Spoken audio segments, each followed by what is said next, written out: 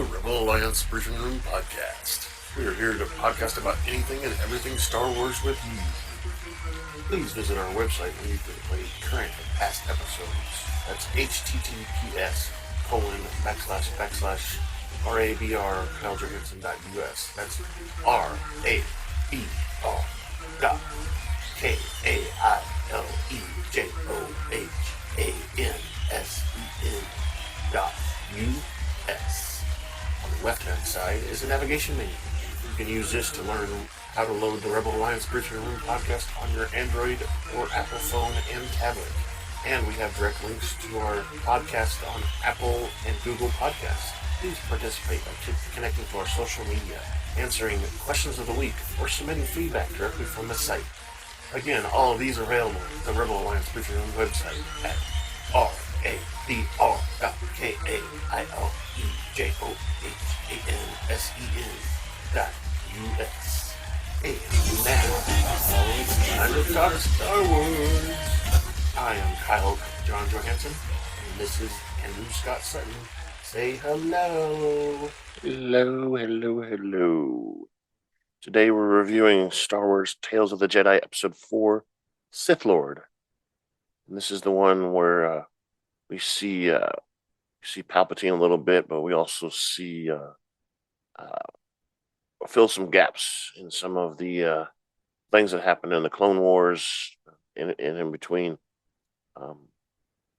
Related to Order 66 and a couple other things. We'll get into it. It's a pretty extensive episode. It's very short, though. It's still 18 minutes long. I think that's the longest one of all of the 6 episodes, but this takes place 32 before the Battle of Yavin. So this is Clone Wars times, around then, maybe a little bit before, when things start to heat up, I guess. And there's mention of a couple other things, so let's hit this button.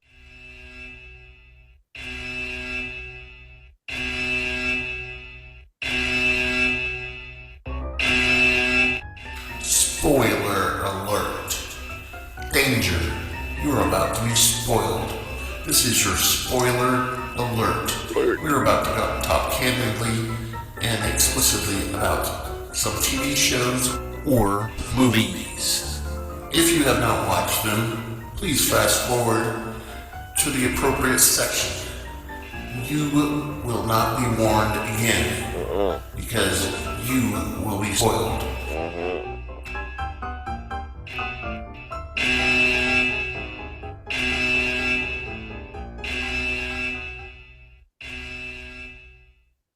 You heard the guy, so fast forward all the way to the end and you won't be spoiled. Yeah, so again, we're talking about Tales of the Jedi, Episode 4, Sith Lord. Go ahead and pull up your chair and have a seat in the Rebel Alliance briefing room as we talk about it.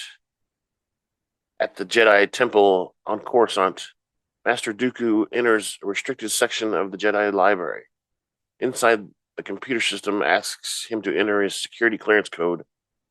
Dooku enters Master Sifo-Dyas's code. And if you noticed, it was like a door that nobody was around, and he checked to make sure, and passes all kinds of people while he's in there. After the computer authenticates his code, he accesses a file on planet Kamino and deletes all records of the planet from Council's libraries. Dooku then goes back out and mingles within the library facility. This is kind of interesting because we always thought that someone else deleted that. We thought maybe some other person like Sifo-Dyas actually deleted himself, which says here he did, but Dooku did it instead. He had Sifo-Dyas's code for some reason. And while he's mingling around, he meets the librarian, Josta Nu, who tells him his former apprentice, Qui-Gon, fought a Sith Lord on Tatooine. Nu remarks that both Jin and Dooku have had great imaginations, and a quality Dooku surmises is lacking within most of the temple. And if you remember, this is the scene where Qui-Gon is picking up Anakin and bringing him back to the temple. And he says, "Yeah, I met a supposed Sith Lord who used the dark arts in his fighting techniques. This is before the battle they have where, Qui-Gon cuts him in half. I'm sorry, it's not Qui-Gon. It's Kenobi that cuts him in half. All right, so then there's a reunion between Qui-Gon Jinn and Master Yaddle. Jinn notices a word of his duel of Maul has spread fast. Yaddle replies that Jinn's statement to the Jedi Council was surprising. Dooku meets with Jinn and asks him about his encounter with the Sith Lord. And remember, Yaddle was on the council, so he knew about it directly. Jinn describes his attacker as highly skilled warrior whom he believes was trained by the Jedi arts. Dooku asks if he believes that the attacker was a Sith Lord and concludes that the council was not eager to validate his conclusion. Jinn confirms this was the case. Dooku responds that he has been warning the council about coming darkness for years, but they have ignored his concerns. Yaddle thinks that Dooku is being unduly alarmed. When Dooku asks if she doubts his claim, Yaddle says she does not doubt Jinn's claim, but agrees that the council is right at being cautious until they know more. Dooku agrees with Yaddle that the Sith Lord is not to be trifled with. He warns Jinn that he won't be there to protect his former Padawan. Jinn tells Dooku not to worry since he is Obi-Wan Kenobi's master now. Jinn gives a favorable praise of Kenobi's abilities and his progress so far. Dooku says that he would like to meet Kenobi one day since Jinn is always singing his praises. After Jinn leaves, Yaddle notices that Dooku is looking sad. Dooku remarks that their students grew up so fast. Yaddle agrees and says, "This is the way of things." Dooku takes his leave and walks away. Later, Dooku visits the great tree I think it's in the courtyard of the temple. It lies on the grounds. Yaddle joins Dooku as he meditates. Dooku recalls that he used to bring Jinn to the tree as a boy. The young Jinn was fascinated with the tree. Having been born on the planet of steel and stone, like Coruscant, as the leaves fall, Yaddle tells Dooku that the Jedi Council is leaving for Naboo to attend the funeral of Qui-Gon Jinn. So a little time has passed, and Qui-Gon had his second fight with the Sith Lord, which we all know is not a real Sith Lord. He's just an apprentice. Dooku elects not to go, claiming that he will not be pleasant company. Yaddle asks Dooku if he holds the council accountable for Jinn's death. Dooku replies that Jinn has become one with the Force, and that it is time to let him go. Yaddle questions if Dooku could leave without attending his former apprentice's funeral. Dooku heads to the temple hangar where he boards a DC-0052 speeder and departs. Yaddle follows Dooku in her own starship. Dooku travels to the Sith lair on Coruscant's the Works district. Yaddle follows Dooku's trail and parks her ship nearby. Inside the building, Dooku confronts his Sith master, Darth Sidious.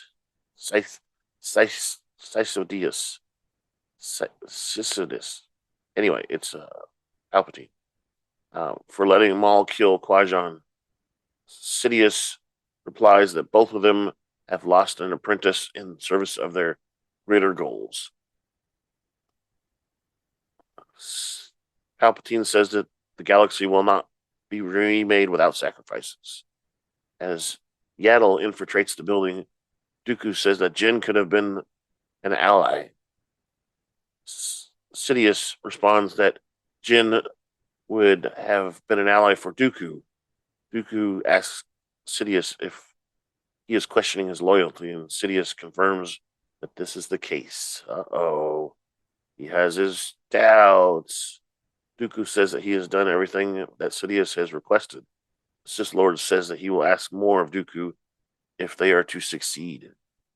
Dooku lists his achievements, including dealing with Sifo-Dyas, Kamino, and the clone troopers. Dooku says that he has betrayed everything and everyone he has known. Sidious compliments Dooku for his great loyalty to the greater cause. Yaddle is eavesdropping on the conversation, and Dooku is upset that many have died because of his actions. Sidious replies that this is the price of freedom. So did you catch that there? So he took care of Sifo-Dyas, basically used Sifo-Dyas' name and everything to do the clone troopers and probably add the chip so that Order 66 would work, all that stuff. He's one of the masterminds behind all that, I guess, or the one who actually did all this stuff. And then the two Sith Lords are interrupted by Yaddle, who confronts Sidious. Sidious asks Dooku if he has betrayed him. Dooku says that this is not the case and walks towards Yaddle. Yaddle attempts to reason with Dooku as a fellow Jedi, telling him to help her regardless of his crimes. Dooku points out that she is aware of his actions in the service of a Sith Lord. Sidious tells Dooku not to believe Yaddle. Yaddle tells Dooku that he can make up for any crimes that he has committed by helping her bring the Sith Lord to justice. Sidious reminds Dooku of his own delusions with the Jedi by blindly serving a corrupt galactic Senate that fails the Galactic Republic that it represents. To prove his loyalty, Sidious tasks Dooku with killing Yaddle. Yaddle tells Dooku that there is still a chance to make things right, and Dooku says that it's too late before igniting his lightsaber. Yaddle says no and fights back with her lightsaber. The two engage in lightsaber duel in the presence of Sidious as he watches him and cackles and laughs. Nimble and agile, Yaddle retreats into the hangar while Dooku searches for her. Yaddle tells that she is on his side, and she stepped down from the position on the Jedi Council. Yaddle also tells Dooku that he was right about so many things and that Jinn did not need to die. Homing in on her location, Dooku uses the Force to push away the starship that she is hiding behind. Sidious laughs as the two engage in a second lightsaber duel. Wow. Dooku maneuvers Yaddle to the maw of the hangar. Yaddle eyes her ship. Dooku asks if she is heading back to the Jedi Council, and Yaddle counters that it is Dooku who has run into the arms of evil. The two engage in another fierce lightsaber duel at the entrance to the hangar. Dooku uses the Force to lower the gate, seemingly crushing Yaddle to death. Dooku then deactivates his lightsaber, and Sidious tells his apprentice that he has done well and tells him to rise. However, Yaddle survives and uses the Force to lift the gate of the hangar, shining light on Dooku. The wounded Yaddle then stumbles into the hangar and falls. In her last moments, she looks up to Dooku when Dooku says that he wants to bring peace and order to the galaxy. Yaddle counters that so many have already suffered for what he calls order. Dooku offers to bring her peace and strikes her down with his lightsaber, killing her. Sidious watches in the darkness. Yeah. So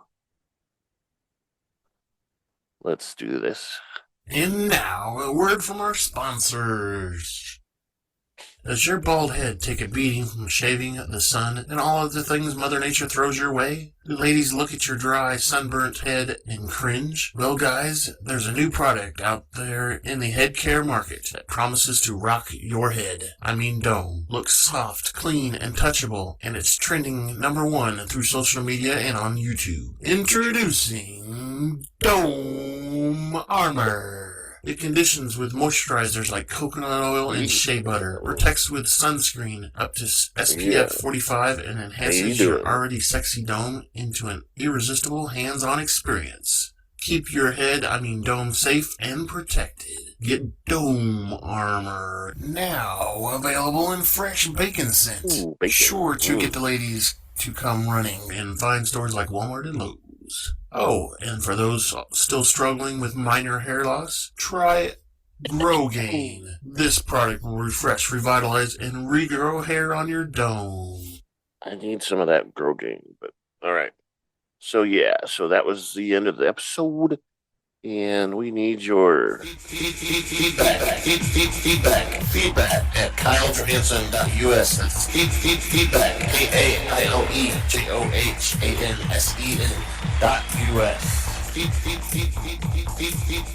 Feedback. Yeah, so you can use that email feedback at KyleJohansson.us. Go to our website on the left-hand side. There's some links. One is for feedback, which is for a form. You fill it out, add your name, your feedback, and send it off to us. Click submit. There's also questions of the week, which this week's question for this show is, why does Yaddle talk normally and not backwards like Yoda? And we've actually talked about this already. It was one of our news stories before, and Yaddle talks normally just because Yoda was weird and liked to talk backwards, and he thought it made people pay more attention to him and listen to what he's actually saying. So it was, the Yoda species, it has nothing to do with how Yoda talks. It's just a funny quirk of his. There's also speculation that maybe Yoda fell and hit his head at some point in time and messed up his speech areas of his brain, which is why he talks that way. We don't know. Anyway, so you can go there and fill out and answer the question of the week. And then the last way to send us feedback is on our YouTube page. The video of this will be posted, and you can comment on the video there on the YouTube page. And that about wraps us up. Thank you for listening to the Rebel Alliance Briefing Room podcast. Please visit our website where you can play current and past episodes. That's https://RABR KyleJohansson.us. That's RABR.KyleJohansson.us. Yeah. On the left-hand side is a navigation menu. You can use this to learn how to load the Rebel Alliance Briefing Room podcast on your Android or Apple phone and tablet. And we have direct links to our podcast on Apple and Google Podcasts. Please participate by connecting to our social media, answering questions of the week, or submitting feedback directly from the site. Again, all of these are available at the Rebel Alliance Briefing Room website at RABR.KyleJohansson.us. This podcast in no way is approved, sponsored, or owned by Lucasfilms Ltd., Disney, Disney Plus, or any of its subsidiaries. All opinions are solely owned by Kyle and or Scott, and in no way express the views or opinions of their past or present employers. Views and opinions are not supported or restricted by Lucasfilms Ltd., Disney, Disney Plus, or any of its subsidiaries. Any rebroadcast, reproduction, or any or other use of this podcast and its affiliate sites without consent of Super Duper Podcast Network and its host is prohibited. I am Kyle Johansson. This is Andrew Scott. Say goodbye now. Bye-bye now.